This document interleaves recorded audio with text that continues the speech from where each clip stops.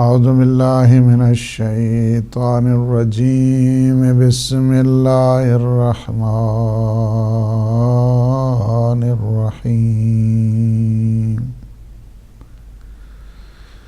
الحمد للہ الذی قصرت عن رؤیتہ ابصار الناظرین وعجزت عن نعته أوهام الواصفين الصلاة والسلام والتحية والإكرام على النبي المؤيد والرسول المسدد المصطفى الأمجد المحمود الأحمد سيدنا ونبينا وشفيع ذنوبنا وطبيب نفوسنا أبي القاسم محمد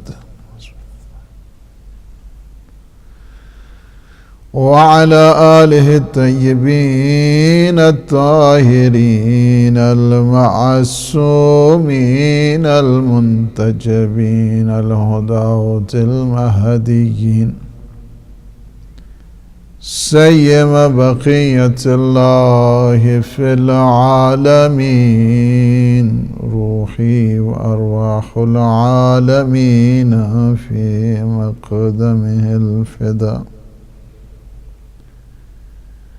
أما بعد فقد قال الله سبحانه وتعالى في محكم الكتاب المبين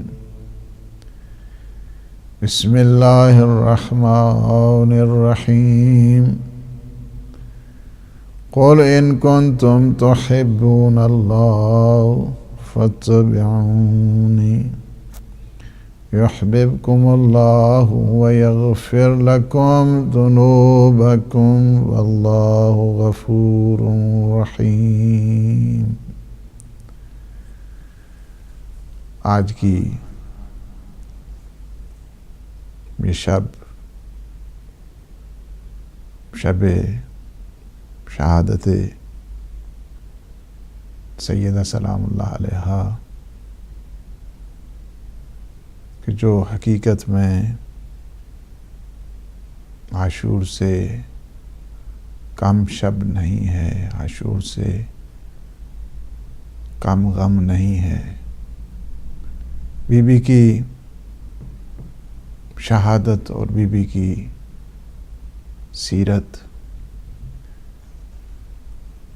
اور بی بی کی حیات طیبہ، حقیقت میں اگر کوئی انسان اسلام کے سارے نقوش کو دیکھنا چاہتا ہے، اللہ سبحانہ و تعالی نے واضح کر دیا اور یہ فرما دیا سورہ آل عمران کی 31ویں آیت کہ اگر تم اللہ کے محب اور محبوب بننا چاہتے ہو تو اتباع رسول تم پر واجب ہے. اور جب تم رسول اکرم صلی اللہ علیہ وآلہ وسلم کی پیروی کرو گے، ان کے نقش قدم پر چلو گے، ان کے قدم بہ قدم چلو گے، تو اس کا نتیجہ یہ ہوگا کہ یحببکم اللہ، اللہ تم سے محبت کرے گا. اگر کوئی خدا کا محب بننا چاہتا ہے تو اسے نقش رسول کو دیکھنا ہوگا، اسے کردار پیغمبر اسلام کو دیکھنا ہوگا، اسے سیرہ طیبہ کی طرف سے نگاہ کرنا ہوگی.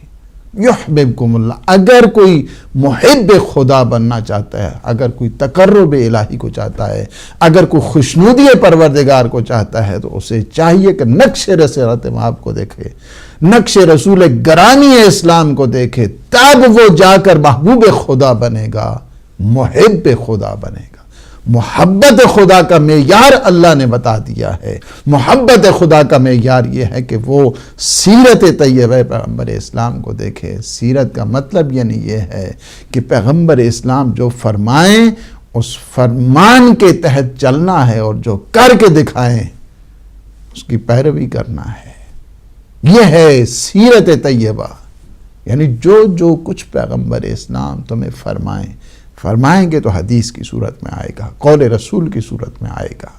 اور جو سیرت کا دوسرا نمونہ ہے کہ جو عکس ہے پیغمبر اسلام کی زندگی کا، جو نمونہ ہے پیغمبر اسلام کی زندگی کا، جو تجلی ہے پیغمبر اسلام کی زندگی کی، وہ ہمیں کیسے پتہ چلے گی؟ اسی لیے ہے کہ اگر کوئی چاہتا ہے کہ محب خدا بن جائے یا محبوب خدا بننا چاہتا ہے تو اس کے لیے طریقہ کار اللہ نے بتا دیا ہے، وہ نسخہ اللہ سبحانہ و تعالی نے بتا دیا ہے کہ کیا ہے کہ جب تم میرے حبیب کی پیروی کرو گے، نقش قدم پر چلو گے، ان کی سیرت طیبہ کا تم اختیار کرو گے، یحببکم اللہ، یہ نتیجہ ہے اللہ تم سے محبت کرے گا۔ وَيَغْفِرْ لَكُمْ ذُنُوبَكُمْ وَاللَّهُ غَفُورٌ رَحِيمٌ، اللہ تمہارے گناہوں کو معاف کر دے گا، وہ غفور بھی ہے، وہ رحیم بھی ہے۔ یہاں پہ بات واضح طور پر بتا دی ہے کہ اگر کوئی چاہتا ہے کہ خوشنودی پروردگار کو حاصل کرے، تقرب الہی کی منزل پر اگر کوئی پہنچنا چاہتا ہے، محب خدا اگر کوئی بننا چاہتا ہے، محبوب الہی کوئی بننا چاہتا ہے، تو اسے چاہیے کہ پیغمبر اسلام کے قدموں کو دیکھے۔ جو پیغمبر اسلام کے قدم ہیں ان قدموں کو دیکھ کر اپنی زندگی کے سلیقوں کو گزارنے کا نام حقیقی اسلام ہے۔ اب حضور نے کیا کیا ہے؟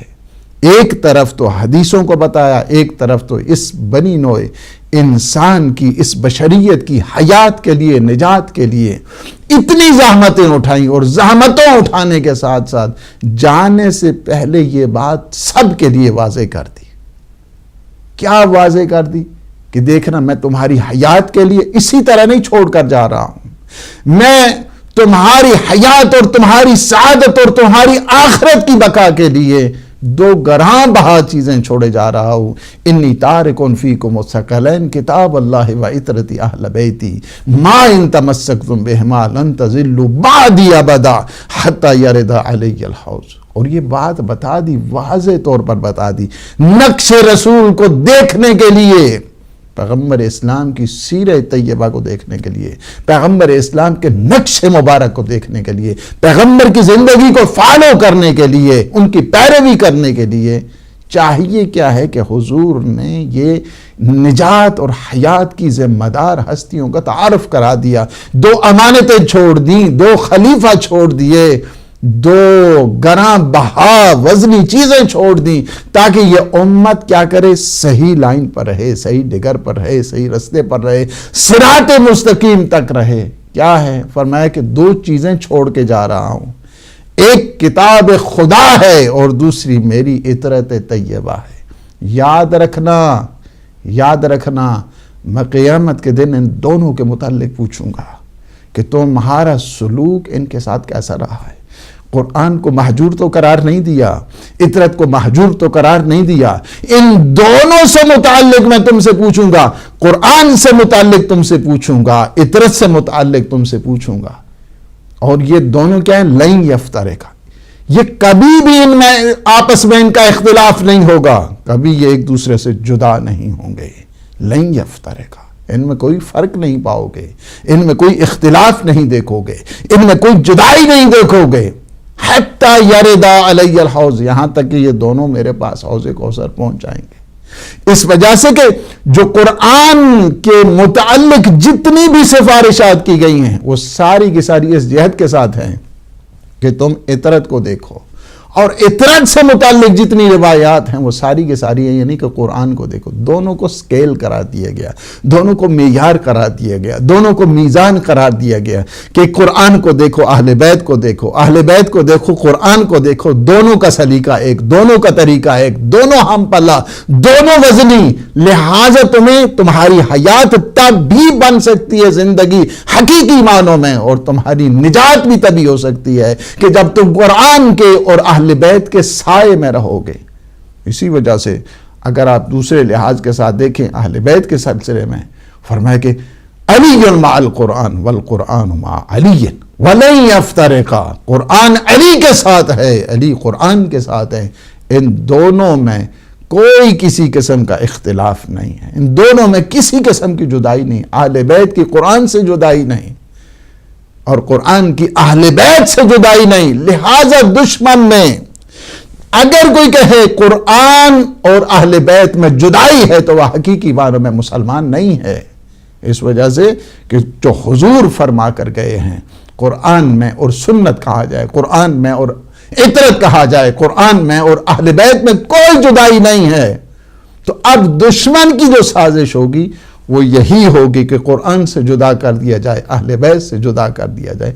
اگر کوئی کہے حضور فرمانے کہ میں تمہاری حیات کے لیے، تمہاری زندگی کے لیے، میں تمہاری سعادت کے لیے 2 گرام بہا چیزیں چھوڑ جا رہا ہوں، اور اگر کوئی کہے کہ نہیں ہمیں تو قرآن کافی ہے، یہی چیز تھی کہ جو بنیاد بنی ہے، یہی چیز ہے کہ جو بنیاد بنی ہے۔ سارے اختلاف قرآن اور اہل بیت میں ہے نہیں ہے، لہذا دشمن کیا کرے گا؟ دشمن ایک سے جدائی کرے گا۔ جدائی کا جو نتیجہ ہے، اگر کوئی کہہ دے کہ نہیں جی ہماری تو حیات کے لیے بس کافی ہے کتاب کافی ہے ہمارے لیے، اچھا کتاب کافی تو اہل بیت کہاں؟ یہ جو سلسلہ تھا بیریئر شروع ہو گیا، اس کا نتیجہ یہ نکلا، یعنی کہ ہمیں اہل بیت کی ضرورت نہیں، اہل بیت کی ضرورت نہیں۔ جب اہل بیت کی ضرورت نہیں تو اس کا نتیجہ یہ نکلتا گیا کہ فاصلہ زیادہ نہیں گزرا تھا، اور اس کی حقیقت میں آپ کو بتاؤں کہ اگر 50 سال سے کم عرصے میں اتنی بڑی ٹریجڈی ہو گئی، سانحہ کربلا ہو گیا، یہ واقعہ کربلا ہو گیا، اس کی وجہ یہی تھی چونکہ جدائی کا ایک جو نعرہ بلند کیا گیا۔ ورنہ آپ یہ تصور کر سکتے ہیں کہ جس اہل بیت کے لیے، جن اہل بیت کے لیے اتنی سفارشات کی گئی ہیں، فرمایا کہ ان سے آگے نہیں بڑھنا، تمہارا دین نامکمل رہ جائے گا، انہیں ہمیشہ تم امام قرار دینا، انہیں ہمیشہ تم رہنما قرار دینا، انہیں ہمیشہ تم مقتدا قرار دینا، ان کے تم آگے نہ چلنا، ان کے پیچھے پیچھے رہنا۔ یہ ساری جو سفارشات کی گئی ہیں اہل بیت علیہ السلام کے سلسلے میں، اور بتایا گیا کسی کے بارے میں کہا گیا کہ علی منی وانا منہ، علی مجھ سے ہے میں علی سے ہوں، اور کبھی فرمایا گیا کیا ہے الحسن والحسین سیدہ شباب اہل جنہ، حسن اور حسین جوانان جنت کے سردار ہیں۔ یہ ساری سفارشات، ساری تاکیدات، اور بیٹی کے لیے فرمایا فاطمہ تو بضعۃ منی، فاطمہ میرا حصہ ہے، میری شریعت کا حصہ، میرے دین کا حصہ، میری نبوت اور رسالت کا حصہ، میرے سارے کمالات کا حصہ، میرے سارے اوصاف کا حصہ۔ اس ساری جتنی تاکیدات کس لیے کی گئی ہیں؟ حضور نے کیوں فرمایا؟ تاکہ ہم صحیح معنوں میں مسلمان بنیں، صحیح معنوں میں ہماری زندگی ہو، صحیح معنوں میں ہماری آخرت آباد ہو، اس لیے یہ ساری کی ساری سفارشات کی گئی۔ اور فرمایا کہ من آذا فقد آذانی، جس فاطمہ زہرا کو اذیت پہنچائی اس نے مجھے اذیت پہنچائی، اور اللہ نے بھی کہہ دیا ہے یؤذون اللہ و رسولہ، جس نے بھی اللہ اور اللہ کے رسول کو ایذا پہنچائی ہے وہ اللہ کی رحمت سے دور ہے، وہ شخص وہ غضب الہی کا شکار ہے۔ یہ ساری کی ساری اس لیے کہ سیدہ سلام اللہ علیہا سارے کمالات کا مصدر بن کے آئی ہیں، سارے کمالات کا مرکز ہیں۔ اسی وجہ سے جب بھی تعارف کرایا گیا ہم فاطمہ و ابوہا و بعلہا و بنوہا، یہ فاطمہ ہے، ہم فاطمہ تو فاطمہ کا پدر بزرگوار ہے، ان کا شوہر نامدار ہے، ان کے بیٹے حسن اور حسین ہیں۔ یہ کیوں ہے؟ مرکز جو تعارف کا ہوتا ہے، اور وہ سارے کا سارے سیدہ کے نام کے اس وجہ کہ سیدہ کیا ہے؟ مصدر بن رہی ہیں اور مرکز بن رہی ہیں سارے کمالات کا۔ ایک طرف کمالات کو اگر دیکھا جائے تو رسالت، ایک طرف کمالات کو دیکھا جائے تو ولایت کا جو سب سے بڑا سنگم جس کو کہا جاتا ہے، کہ جو حد فاصل بن رہی ہیں اور ربط و ارتباط کا ایک نقطہ بن رہی ہیں، حلقہ وصل بن رہی ہیں، وہ سیدہ سلام اللہ علیہ کی ذات ہے کہ جن کی شان ایسی، جن کے کمالات ایسے، کس کس کمال کی طرف انسان نگاہ کرے کہ نام ایسا ہے کہ جب معصوم سے پوچھا گیا کہ فاطمہ کو فاطمہ کیوں کہتے ہیں تو فرماتے ہیں اس کی کئی وجوہات ہیں۔ ایک وجہ یہ ہے کہ ان کے ہے فاطمۃ من الشر، اس وجہ سے کہ ہر قسم کا شر زہرا مرضیہ سے دور ہے۔ جو خیر کہا جائے جہاں پہ خیر ہو، جہاں پہ بھلائی ہو، وہ سیدہ کے در پہ آ کر طواف کیا کرتی ہے، لیکن جو شر ہے وہ سیدہ کے ہاں سے دور ہے، فوت مدمن شر۔ دوسرا جو مفہوم بتایا گیا کہ اس کا معنی کیا ہے، نام جو نام گرامی ہے، اس میں مبارک ہے، اس کا معنی کیا ہے؟ فرمایا اس وجہ سے کہ ساری کی ساری مخلوقات کیا ہیں، معرفت سیدہ سے عاجز ہے۔ دوسری وجہ یہ ہے ساری کائنات معرفت سیدہ سے عاجز ہے۔ تیسری وجہ جو بتائی گئی وہ یہ ہے کہ سیدہ کے جو شیعہ ہیں، جو محبین ہیں، وہ آتش جہنم سے دور ہوں گے۔ اس وجہ سے سیدہ سلام اللہ علیہا کو فاطمہ کہا جاتا ہے، یعنی جن کے نام کی اللہ نے وہ برکات رکھی ہیں، جن کے اسم کو اللہ نے وہ برکت قرار دیا ہے، جن کی ہمیشہ ہمیشہ رہنے والی، اسی وجہ سے کوثر یعنی ہر خیر اور ہر خوبی جس گھر کا طواف کرتی ہے اس کو کہتے ہیں سیدہ سلام اللہ علیہا کا گھر۔ انا اعطیناک الکوثر۔ اللہ سبحانہ و تعالی نے خیر کثیر کی صورت میں عطا کیا، یعنی یہ بتا دیا کہ یہ وہ اسم مبارک ہے کہ جس کا کائنات میں قیام قیامت نام و نشان جس خاندان کا رہے گا وہ سیدہ کا ہے۔ اور ان شانئہ کا جو کہا گیا نا، ان شانئہ کا ہوا الابتر، کہ تیرا دشمن وہ گمنام ہے، تیرا دشمن بے نام و نشان ہے، تیرے دشمن کی خبر نہ ہوگی، بلکہ تیرا وجود کوثر کے صدقے میں تا قیام قیامت باقی اور برقرار رہے گا۔ سیدہ سلام اللہ علیہا کی جو شان عظمت ہے، ایک ایک جملہ اگر آپ دیکھنا چاہتے ہیں، میں چاہتا ہوں کہ ایک ایک جملے کی طرف، حتیٰ کہ پیغمبر اسلام صلی اللہ علیہ وآلہ وسلم فرماتے ہیں کہ اگر علی نہ ہوتے تو فاطمہ کا کوئی کفر نہیں تھا، آدم و ما دونہ، آدم سے لے کر قیامت تک اگر علی نہ ہوتے تو فاطمہ کا کوئی کفر نہیں تھا۔ تو اس کا مطلب یعنی کیا ہے؟ یعنی سمجھیں کہ جن کی برابری کے لیے نہ آدم، نہ نوح، نہ ابراہیم، نہ موسیٰ، نہ عیسیٰ، سارے نبی جس کی برابری نہ کر سکیں، اس کی شوہر کی برابری کے لیے کون دنیا آتی ہے اور برابری کرنے کے لیے آتی ہے؟ کہتے ہیں فلاں افضل جی، جن کی اللہ سبحانہ و تعالی نے عظمت جس گھرانے کی وہ رکھی ہے، فرمایا کہ اگر علی نہ ہوتے تو میری بیٹی فاطمہ کا کوئی کفر نہیں تھا۔ جہاں پہ انبیاء کر برابری نہیں کر سکتے، ان کے شوہر کی برابری کے لیے عام انسان آ کر برابری کریں گے اور وہ افضل بنیں گے؟ نہیں۔ اس کا مطلب یعنی یہ ہے کہ وہ شان اہل بیت کو انسان سمجھا ہی نہیں ہے، اور جن کے نام میں وہ اللہ نے تقدس رکھا، تقدس وہ ہے، حتیٰ کہ مدینے کے لوگ آتے ہیں جن کی اگر مسلح عبادت بچ جائے، دنیا والے اللہ کے تقرب کے لیے سجدے پہ سجدے، رکوع پہ رکوع اور عبادت کرتے ہیں، یہ ذات ایسی ہے کہ جب مسلح عبادت پہ آ جائے دنیا منور ہو جایا کرتی ہے، دنیا نورانی ہو جایا کرتی ہے، دنیا تجلی کی صورت اختیار کر جاتی ہے، کائنات پوری روشنی بن جایا کرتی ہے۔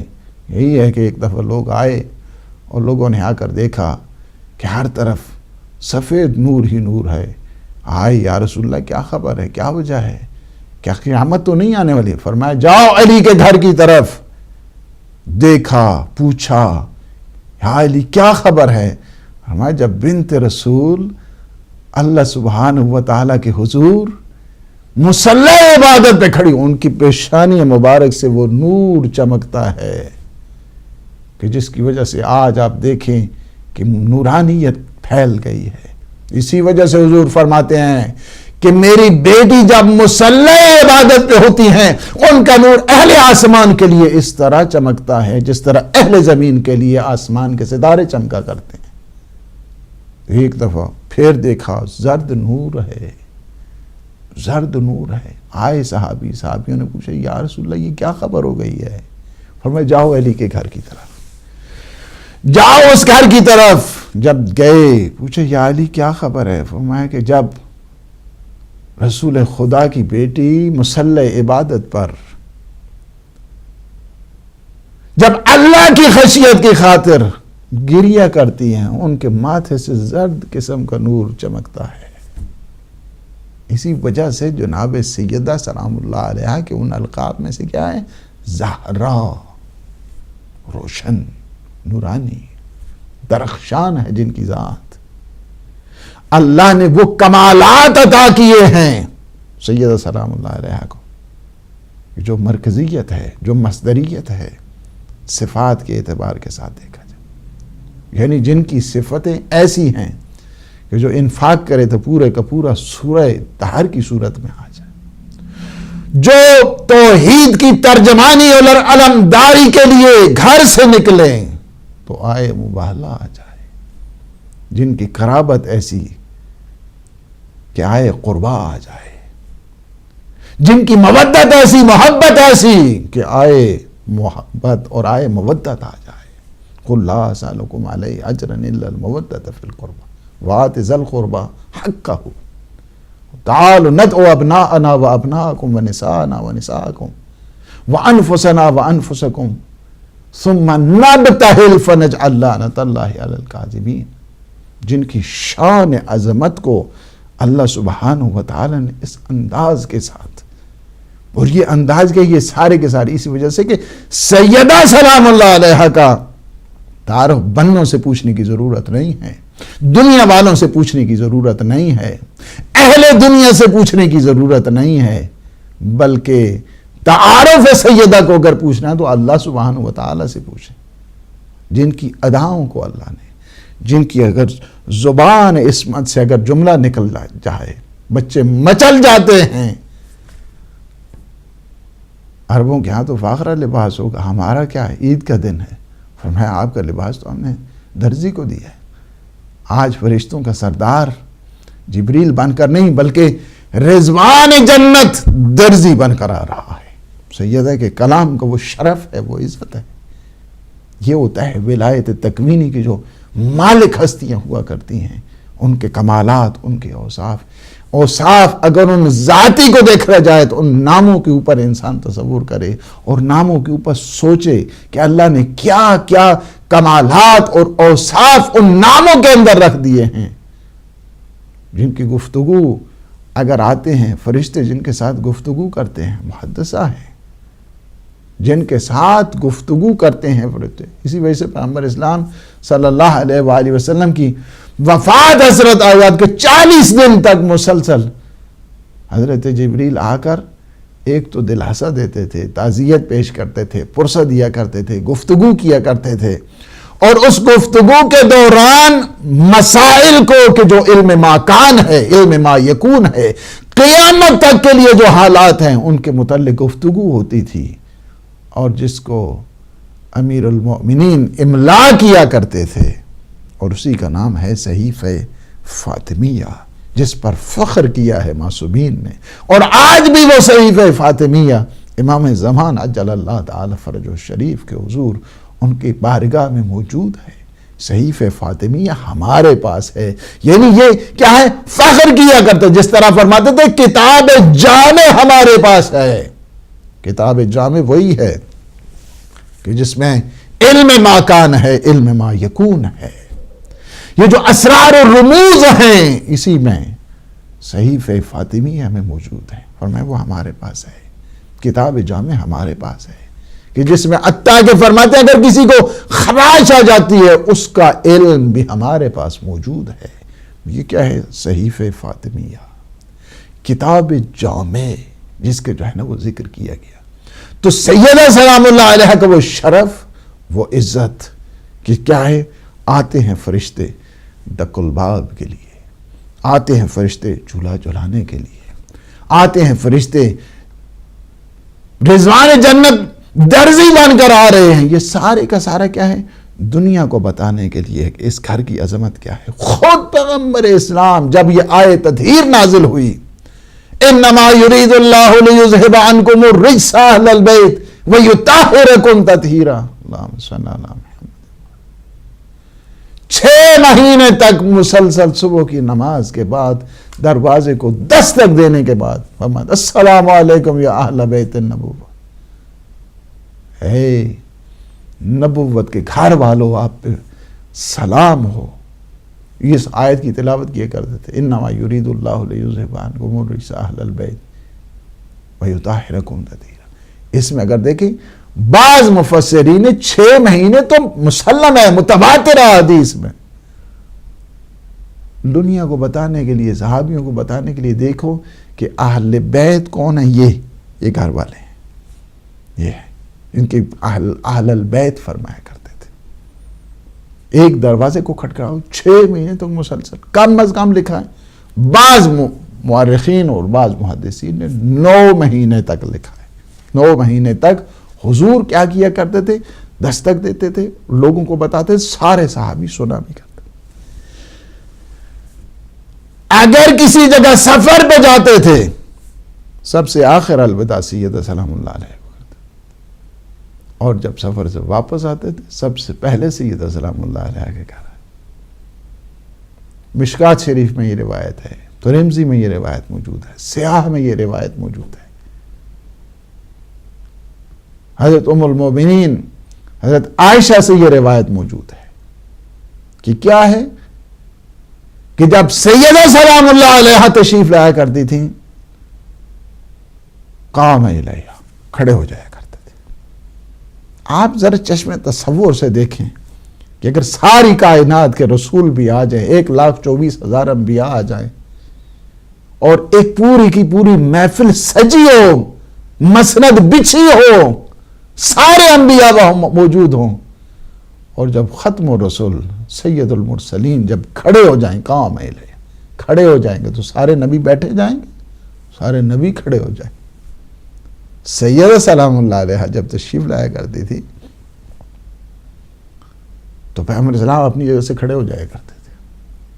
واجلسہا فی مجلسہ، کھڑے ہو جاتے تھے اور اس جگہ پہ بٹھایا کرتے تھے جہاں پہ خود تشریف فرما ہوتے تھے.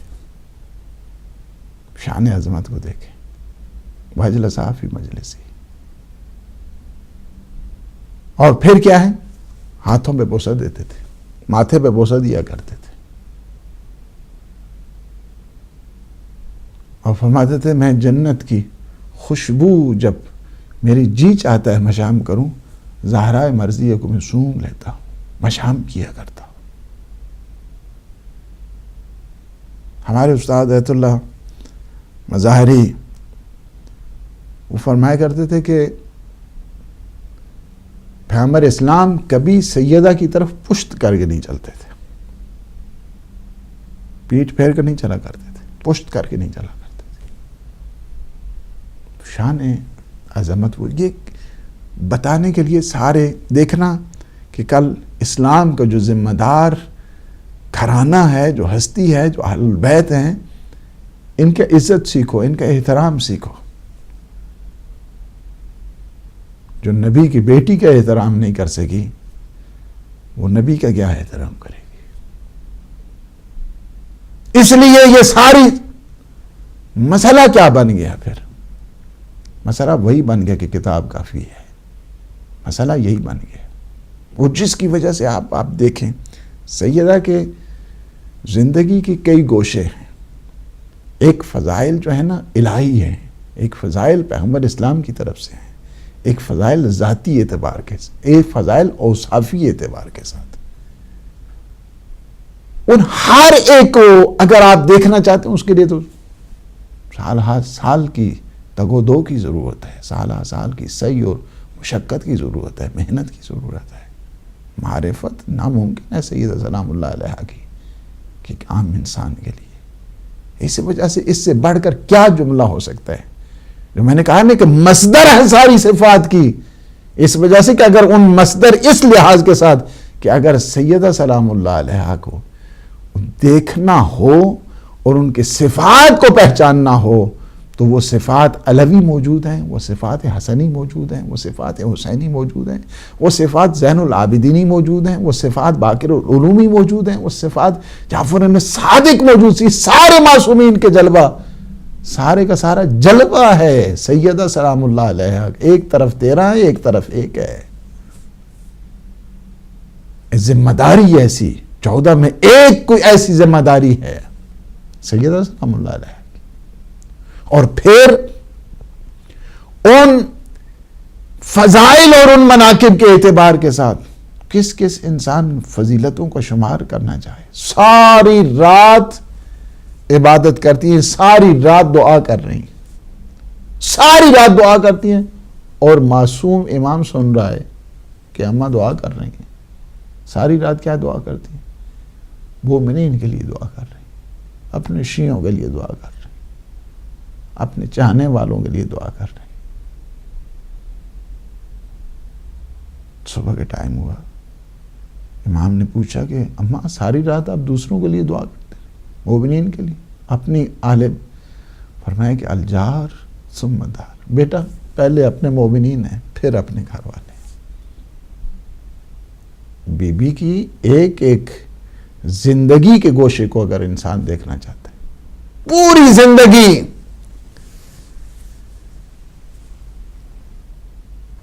گزری. آپ بچپن کے حالات دیکھیں، اس کے بعد یعنی بیٹی ہونے کے اعتبار کے ساتھ ایک خانوادہ میں شامل ہونے کے بعد ایک زوجہ ہونے کے اعتبار کے ساتھ بیٹی ہونے کے اعتبار سے ایک جملہ خود پیغمبر اسلام کا سنی، بیٹی ہے، لیکن باپ یہ کہتا ہے ام ابیہا، تم اپنے باپ کی بھی ماں ہو، اپنے باپ کی ماں ہو. وہ شفقت دی، وہ محبت دی. بیک جہت آمنہ، بیک جہت فاطمہ، تم اپنے باپ کی بھی ماں ہو. وہ محبتیں نچھاور کر دی باپ کے لیے، وہ شفقتیں نچھاور کر دی اپنے باپ کے لیے. اور افعال البتہ اور اس کا معنی بھی کرتے ہیں. ام حبیہا کا مطلب یہ ہے کہ ام کا مطلب ہوتا ہے مقصد. اما یوم یعنی مقصد. تم اپنے باپ کا مقصد ہو، تم اپنے باپ کا محور ہو، تم اپنے باپ کا مصدر ہو، تم اپنے باپ کا مرکز ہو. مرکزیت تیری وجود اقدس سے ہے. ام و ابیہا ام اس لحاظ کے ساتھ بھی ہوتے کہ جب بھی کبھی بچے کو مشکل پڑتی ہے، تڑپ جاتا ہے، تو ماں کی طرف دوڑ کر جاتا ہے. ام و ابیہا، ام و ابیہا، میری ہر مشکل کی جو نجات کی ذمہ دار ہے فاطمہ زہرا سلام اللہ ہے. ام و ابیہا. اور جب رشتے زوجیت میں آتی ہیں، رشتے زوجیت میں یہ کوئی نہیں پوچھ سکتا ہے دنیا والا. جب امیر المومنین سے پوچھا گیا کہ آپ نے زہرائے مرضیہ کو کیسا دیکھا، کہا میں نے راہ خدا میں بہترین عون، بہترین مددگار میں نے راہ خدا میں اگر پایا فاطمہ زہرا ہے. اور جب رشتے مادری میں جاتی ہیں، رشتے مادری، وہ عظمت بتا دی، وہ جلالت بتا دی، دنیا والوں کو یہ خبر بتا دی. حقیقت بات یہی ہے کہ اگر کوئی صحیح معنوں میں نقش اسلام کو دیکھنا چاہتا ہے تو زہرا سلام اللہ علیہا کی پاک زندگی کو دیکھنا ہوگا. اس میں آپ اگر دیکھیں رشتے زوجیت میں اگر منتقل ہوتی ہیں، کوئی تاریخ ایسی نہیں. میں اس جملے کی طرف ضرور آؤں گا کہ رشتے زوجیت میں منتقل ہونے کے بعد مصائب دیکھے، شدائد دیکھے، اور ان میں بھی یہی کہوں گا نا کہ اس کا نتیجہ کیا نکلا ہے. نتیجہ یہ نکلا ہے کہ جب جدائی کر دی گئی قرآن، اور یہ ایک بہت بڑی سازش تھی اسلام کے خلاف کہ ان کی جدائی کر دو. جدائی کر دو کیا ہے؟ قرآن اور اہل بیت کی جدائی جہاں پہ آ جائے گی، یہ اسلام اپنی صحیح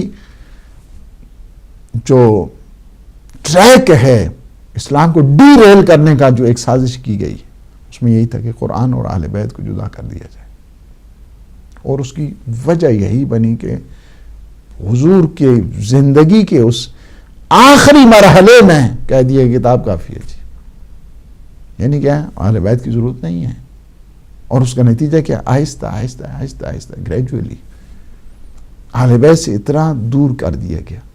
ورنہ آپ سوچ سکتے ہیں یہ ساری کی ساری جتنی میں نے آپ کو روایات بتائی ہیں، یہ ساری روایات مسلم ثبوت ہیں، اس میں کسی قسم کی کوئی بھی یعنی کوئی ایسی چیز نہیں کہ جس میں کسی قسم کو کوئی طرفین کا اس میں کسی قسم کا اختلاف ہو، سب چیزیں موجود ہیں کہ حضور نے فرمایا فاطمہ زہرا میرا حصہ ہے، جس نے اذیت پہنچی اس نے مجھے اذیت پہنچائی، جس نے مجھے اذیت پہنچائی اس نے اللہ کو اذیت پہنچائی، یہ میری روح ہے، سیدۃ النساء العالمین ہے۔ یعنی سارے کے سارے اگر ان روایات کو دیکھا جائے اور روایات کے بعد حالات کو دیکھا جائے کہ اتنی تاکیدات، اتنی سفارشات، اتنا ایمفسس کیا گیا سیدے کی شان سے متعلق، کیوں کہا گیا من آذا فقد آذانی، جن نے اذیت پہنچائی انہوں نے مجھے، کیا مطلب ہے؟ پیغمبر ماضی کے نقشے سے مستقبل دیکھ رہے تھے، جانتے تھے پیغمبر قیامت تک کی خبریں دے رہا انہیں نہیں پتا ہے، جانتے تھے کہ یہ قرآن اور اہل بیت آپس میں جدا ہونے والے نہیں ہیں، تمہیں جدائی نہ کرنا، لیکن کیا ہے اسی وصیت کے دوران اور ابھی حالات اس وصیت کے جاری تھے کہ اسی دوران کہہ دیا گیا نہیں ہمیں کتاب کافی ہے۔ یعنی کتاب کافی ہے کیا مطلب ہے؟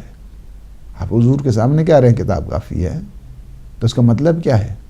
اہل بیت کی ضرورت نہیں ہے، اہل بیت کی کوئی ضرورت نہیں ہے، کتاب کافی ہے۔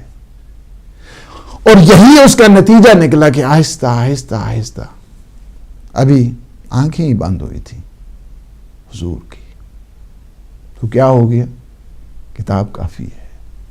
اس کا نتیجہ یہ نکلا کہ کچھ لوگ آ گئے، کچھ لوگ آ گئے اور انہوں نے گستاخی کی، یعنی وہ گھر کہ جہاں پہ آ کر فرشتے دق الباب کرتے ہیں، جہاں پہ حضور اکرم دستک دیا کرتے ہیں، جہاں پہ اہل بیت النبوہ کہہ کر خطاب کیا کرتے ہیں، جہاں پہ ملائکہ کا سردار آ کر رضوان جنت درزی بن کر آتا ہے، اس گھر کی بات ہو رہی، یعنی ساری زندگی فرائض۔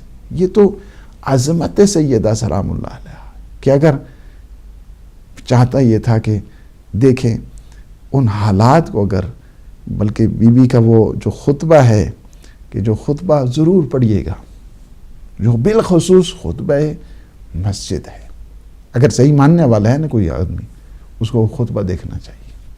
بی بی نے کس انداز کے ساتھ اور کن دلائل کے ساتھ آئیڈیالوجی کو پیش کیا، عقائد کو پیش کیا، نظریہ توحید کو بتایا، نظریہ رسالت، نظریہ امامت، نظریہ ولایت، نظریہ توحید، نظریہ ایمان اور فروع اللہ نے یہ کیوں واجب کیے؟ آپ اگر دیکھیں سارے دلائل دیے بتایا کہ یہ حق ہمارا ہے، یہ حق ہمارا ہے، آپ نے فدق کو لے لیا ہے، اہل بیت کو ان کی کوئی ضرورت نہیں، جنہوں نے فاقوں میں زندگی گزاری، جو 3 دن فاقوں میں رہ کر روزے رکھ کر اللہ کی نظر کو پورا کرتے ہیں، انہیں ان چیزوں کی کوئی ضرورت نہیں تھی۔ حق ہوا کرتا ہے۔ منافقین کے چہروں کو بے نقاب کرنا ضروری ہوا کرتا ہے، اس وجہ سے تاکہ پتہ چل جائے حد اسلام کیا ہے، حد نفاق کیا ہے۔ اس وجہ سے سیدہ کو اس جگہ کی جو کائنات کی شہزادی ہوئے، بی بی کو ان چیزوں میں نہیں، لیکن بات یہ ہے کہ وہ کہ جو ایک نقاب پہنے ہوئے تھے اسلام کی اور اندر سے کچھ اور باہر سے کچھ اور، بتانا ضروری تھا کہ جو رسول کی بیٹی کی وفادار نہیں ہو سکتے ہیں وہ اسلام کی کیا وفادار ہوں گے، یہ بتانے کے لیے سب سے پہلا دفاع کرنے والی بیوی، ولایت کا دفاع کرنے والی بیوی سیدہ سلام اللہ علیہ، اس وجہ سے اپنے حالات سے بتا دیا، اپنے طریقہ کار سے بتا دیا کہ جو ایک بہت بڑی ٹریجڈی ہوئی ہے حضور کے بعد، اور جو نظام اسلام ہے اس کو ڈیریل کرنے کی کوشش کی گئی ہے، اور حضور نے جو بتایا تھا کہ میں تمہیں 2 چیزیں چھوڑ کر جا رہا ہوں، ایک چیز کو جو مہجور قرار دے کر اسلام کو اس حقیقی نقوش سے ہٹانے کی جو ایک سازش کی گئی ہے اس کو بے نقاب کرنا ضروری تھا، اس وجہ سے ہے۔ نہیں یہ ہے کہ وہاں کھجوروں کا مسئلہ ہے، وہاں پہ اس پراپرٹی کا مسئلہ ہے، وہاں پہ ان کو نہیں، اہل بیت علیہ السلام کی دنیا کو بتانے کے لیے کہ حقیقی اسلام کیا ہے اور جو دوسرا اسلام ہے وہ کیا ہے، نام کا اسلام کیا ہے، اور جو وصیتوں کے اوپر عمل نہیں کر سکے ان کا اسلام کیسا ہے، اس لیے تھا۔ اور سب سے پہلے ایسی وجہ سے یہ نہیں ہے کہ بیوی کو اس چیز کی خبر ہی نہیں تھی کہ ہاں میں جو دفاع کر رہی ہوں اس کا نتیجہ کیا ہوگا، نہیں، نتیجے کی پتہ نہیں، معصوم اپنے فرائض کو انجام دیا کرتا ہے، یہ نہیں دیکھتا ہے کہ وہاں پہ کیا ہونے والا ہے، وہاں مصلحت نہیں ہے، مصلحت کی بات نہیں تھی۔ اور یہ نہیں ہے کہ بیوی نے اتنا بڑا دفاع ولایت کیا اور بیوی کو اس چیز کی خبر نہیں تھی کہ کیا ہونے والا ہے، بعد میں کیا ہوگا، نہیں، خبر تھی اس چیز کی بھی، جانتی تھی اس کی کہ بعد میں جو ہے نا کیا ہونے والا ہے، اس چیز کا علم تھا۔ مشکلات پیدا ہو جائیں گی، مسائل پیدا ہو جائیں گے، شدائد پیدا ہو جائیں گے، سارے کے سارے مسائل کی بھی خبر تھی، لوگوں نے اپنے فریضے کو جو ہے نا وہ انجام دی، اس فریضے کو اگرچہ مختلف انداز اختیار کیے گئے، بدلہ بھی لیا گیا، انتقام لیا گیا کہ کیوں ہوا اس طرح، لیکن بیوی نے یہ بات بتا دی اپنے ظاہری اعتبار سے بھی اور ظاہری کردار سے بھی، اپنے سلیقوں سے بھی، اپنی زبان سے بھی، کہ کیا ہے اسلام کا جو نام لینے والا کون ہے اور اسلام کے حقیقی معنوں میں اس کو پہنچانے والا کون ہے۔ پوری زندگی میں اس بات کو تمام کر رہا ہوں، پوری زندگی ادائے فرائض میں گزری۔ بیوی کی زندگی کے عبادت کو دیکھیں، سخاوت کو دیکھیں، شہامت کو دیکھیں، شجاعت کو دیکھیں، صبر کو دیکھیں، استقامت کو دیکھیں، ہر لحاظ کے ساتھ معصوم اپنے فریضے کو انجام دیا کرتا ہے۔ سخاوت ایسی ہے کہ کوئی بھی ایسا نہیں کہ جو در زہرا پہ آیا ہو اور خالی واپس جائے گا، نہیں، علی کی سخاوت پہ حرف آئے گا، علی کی سخاوت پہ حرف آئے گا۔ پوری زندگی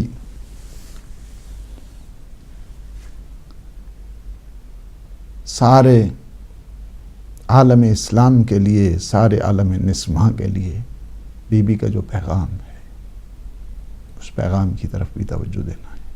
پوری زندگی گزری بی بی کی، ایک دفعہ بھی اپنے شوہر سے فرمائش نہیں کی ہے، ایک دفعہ بھی، ایک دفعہ۔ یہی جب زمانے کے حالات بدلے، زمانے کے حالات بدلے اور بی بی بستر پہ، بی بی کے 2 خطبے ہیں، ایک خطبہ مسجد ہے اور ایک خطبہ بستر ہے، دونوں کو دیکھیں، دونوں کو دیکھیں۔ زندگی گزری اور کوئی فرمائش نہیں کی۔ جب بیمار تھی تو ایک دفعہ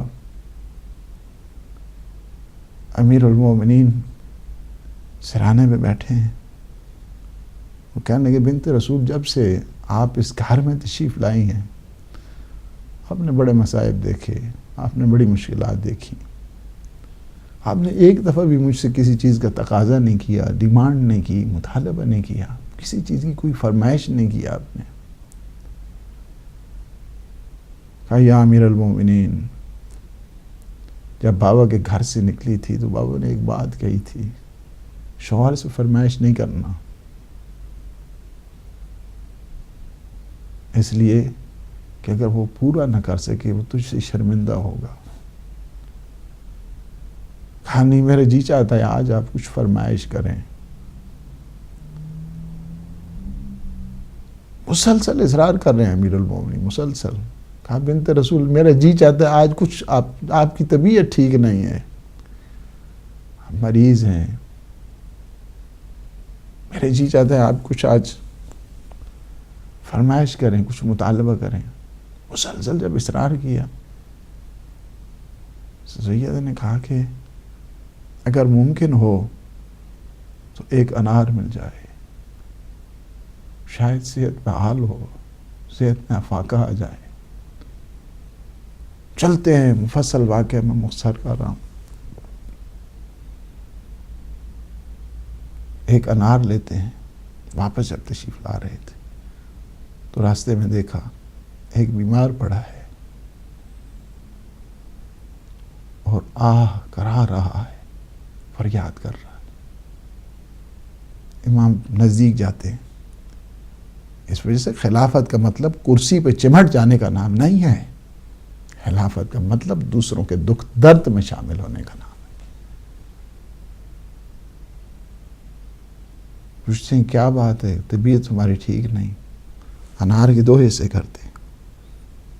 ایک حصہ یہ نہیں ہے دنیا والے کو ہوتا ٹھیک ہے بیوی نے ساری زندگی ایک دفعہ بس فرمائش کی ہے, آدھا انار لے کے واپس آتے. کہتے نہیں, دانے نکال کے کھلا رہے ہیں. پوچھ رہے ہیں بندہ خدا بتا تیری صحت اب کیسی ہے, طبیعت کا.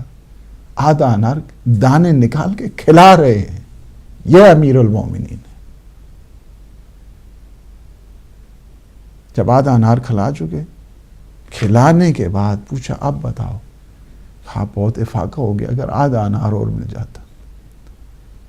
وہ آدھا انار کھلانے کے بعد ایسے میں اللہ کی طرف سے ایک طبق پورا کا پورا ٹرے بھر کر, تھال بھر کر اللہ کی طرف سے جبریل امین کو جنت کے اناروں کا پیغمبر اسلام کے پاس میرے علی کے پہنچنے سے پہلے زہرائے مرضی عطا کیے. جنت کے جو میوہ ہیں یہ جنت کے اناروں تک پہنچا دو, اور یہ بتا دیں کہ یہ علی نے تھال جنت کے ان میووں کا آپ کی طرف ہدیہ کیا, آپ کی طرف بھیجا ہے. یہ علی کی اللہ نے کیا شان عظمت دی ہے مولا کو. یعنی جب جان دیتے ہیں تو آئے نازل ہو جاتی ہے, جب انفاق کرتے ہیں پورے کا پورا تھال جنت کے اناروں کا سیدہ سلام اللہ علیہا کے پاس پیش ہو جاتا ہے. بی بی نے مسلسل زندگی, حتیٰ کہ ان حالات میں بھی اگر کوئی انسان دیکھنا چاہتا ہے, حالات بڑے سنگین تھے پیغمبر کے بعد, حالات بڑے مشکل تھے پیغمبر کے بعد. ان حالات کو اگر انسان ایک دفعہ جائزہ لے اور یہ بات نگاہ میں رکھے, کیا وجہ بنی ہے, اتنا تو انسان سوچ سکتا ہے نا, سمجھ سکتا ہے کہ کیا وجہ بنی ہے کہ خود بی بی اپنی وصیتوں میں کہنے کہ نہیں, میرا جنازہ رات کے وقت مخفیانہ انداز میں فلاں جو ہے نا وہ میرے جنازے میں نہیں آنے چاہیے. یہ ان وصیتوں میں ہے, اور بی بی کے خود مرثیہ اپنے متعلق ہے, خود اپنا مرثیہ ہے اپنے متعلق. ایک دفعہ یہ ہوتا ہے نا, شاعر لکھتا ہے مرثیہ, حالات کو لکھتا ہے, لیکن یہ جو مرثیہ ہے یہ خود بی بی نے اپنے متعلق کہا ہے کہ صبت علیہ مصائب لو انہا صبت علی الایام سرنا لیالیہ. بابا آپ کے بعد آپ کی زہرا پہ کیا کیا مصیبتیں آئیں, اگر وہ دنوں پہ آتی دن رات کی صورت اختیار کر جاتے تھے. یہ خود مرثیہ بی بی نے اپنے بارے میں لکھا ہے. اسی وجہ سے کس کس مصیبت کو یاد کیا جائے، وہ مصیبت کے جو بین الدار والجدار کہ بی بی در و دیوار کے درمیان ہے، ایک دفعہ آواز دیتی ہیں یا ابل حسن کہاں ہو، اور دوسری آواز دیتی ہیں اے فضا جلدی آؤ میرا محسن شہید ہو گیا ہے۔ یہی چیز ہے نا کہ یہ بین الدار والجدار یہ وہ واقعہ ہے کہ ایک دفعہ جب حتیٰ کہ خود بھی یہ فرماتی ہیں اپنی وصیتوں میں کہتی ہیں یا علی مجھے خود غسل دینا ہے، میری خود تجہیز و تکفین کرنی ہے۔ خود جب تجہیز و تکفین کا جب غسل دے رہے تھے، ایک دفعہ فریاد بلند ہوئی علی ابن ابی طالب کی، ایک دفعہ چیخ بلند ہوئی، اور جب بعد میں سلمان نے پوچھا نا کہ مولا کیا وجہ تھی، کہاں کہ زہرا مرضیہ کی پسلیاں آئے ٹوٹی ہوئی تھی لیکن ایک دفعہ بھی مجھ سے شکایت نہیں کی۔ لعنت اللہ علی القوم الظالمین سیعلم الذین ظلموا ای منقلب ینقلبون۔ خدائے بحق محمد و آل محمد ہماری اس عبادت کو اپنی بارگاہ میں ضرور مقبول فرما۔ پروردگار یہ عزا اور یہ تعزیت ہماری آخرت کا سرمایہ قرار دے۔ پروردگار یوسف زہرا کے جو وارث غم ہیں پروردگار ہم سب پہ راضی و خوشنود فرما۔ خدا بحق محمد و آل محمد ہمیں معرفت سید سلام اللہ علیہ نصیب فرما، ہمیں شفاعت سید سلام اللہ علیہ نصیب فرما۔ پروردگار بی بی کے صدقے میں ہمارے جتنے مومنین مومنات مریض ہیں انہیں شفائے کاملہ اور عاجلہ عطا فرما۔ جتنے عزاداران سید و شہداء بی بی کے محبین اور شیعہ اس دنیا سے رخصت ہو گئے ہیں، پروردگار انہیں جوار عصمت جوار معصومین نصیب فرما۔ خدا بحق محمد و آل محمد پروردگار یہ ہدایت ٹی وی تیرے دین کا چراغ ہے، سید سلام اللہ علیہ کے نور اقدس گاہ، پروردگار یہ تصدق ہے، پروردگار اس کی نورانیت میں اور اضافہ فرما۔ پروردگار جتنے مومنین مومنات اس میں حصہ لے رہے ہیں، اس کی سپورٹ کر رہے ہیں، دام درہم سخن ہیں، پروردگار تو ان کی توفیقات میں اضافہ فرما۔ محبان مہدی، محبان ہدایت، محبان زینب، جتنے بھی پروردگار مرحومین ہیں ان کے اللہ سبحانہ و تعالی ان سب کی مغفرت فرما، اور محبان ہدایت، محبان مہدی اور محبان زینب کو پروردگار ان کی توفیقات میں اضافہ فرما۔ خدایا بحق محمد و آل محمد عالم اسلام کو سر بلند فرما، عالم طاغوت کو نابود فرما۔ خدایا بحق محمد و آل محمد یوسف زہرا امام زمان خطب عالم امکان کے ظہور پر نور میں تعجیل فرما۔ ہمیں اپنے امام کے ناصرین، مجاہدین، مبلغین میں شمار فرما۔ ربنا تقبل منا انک انت السمیع العلیم بجاہ محمد و آلہ الطاہرین۔ اللہم صلی علی محمد و آلہ